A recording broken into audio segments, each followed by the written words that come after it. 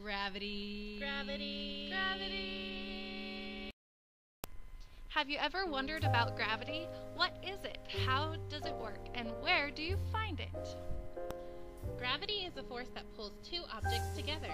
It can also be thought of as an attraction between two different objects. It is kind of like a giant magnet pulling the objects together.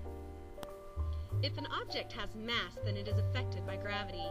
Mass is the stuff that matter is made of. It is sometimes described as how much something weighs, or its density.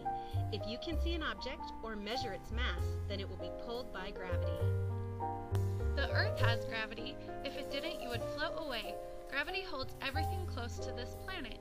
Trees, animals, buildings, and the air we breathe are all held here by gravity. Even water is held to Earth by gravity. Can you imagine washing your hands if there was no gravity? The water would just keep floating away. Gravity keeps the planets, the stars, and the moon in our solar system. They all have gravity, but they are so far away from us that we don't notice it.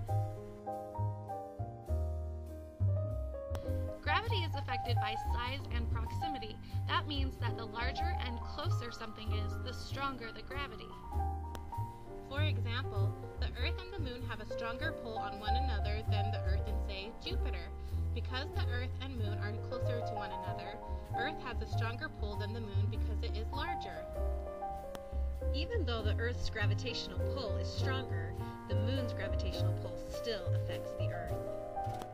The Earth's tides are caused by the Moon's gravitational pull on the oceans. Tides are the rise and fall of the ocean levels along the shorelines. We have gravity too, but we can't feel it. The Earth's gravity is so much stronger than ours because the Earth is so much bigger than we are. Have you seen pictures of astronauts floating in space? They haven't escaped gravity. The Earth's gravity is so strong that it still pulls on them, but there is more pull on our bodies here on the Earth than in space or on the Moon. Sir Isaac Newton is given credit for the discovery of gravity in the year 1687, but did an apple really fall on his head?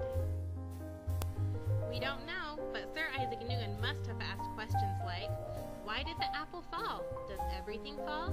Does it matter how tall the apple tree is when the apple falls? By asking questions like these and doing experiments, Mr. Newton defined gravity. Another great scientist, Galileo Galilei, did an experiment with gravity. He wondered if two objects with different mass were dropped from the same height, which would hit the ground first. He dropped a 5-pound ball and a 10-pound ball from the top of the Leaning Tower of Pisa, and guess what? They hit the ground at almost the exact same time. The weight didn't matter. Galileo discovered that gravity works the same on all objects unless there is some other force interfering with the fall. If one of the balls had a parachute, it would have fallen at a slower pace. So, why does a parachute slow down gravity? Gravity still pulls a parachute down, but as it falls, air gets trapped underneath. The trapped air pushes up against the parachute, making it fall slower. Some people like to jump out of airplanes for fun, but of course they use parachutes. The parachute slows them down, but they still fall back to the earth. Gravity wins every time. Gravity really is a myth!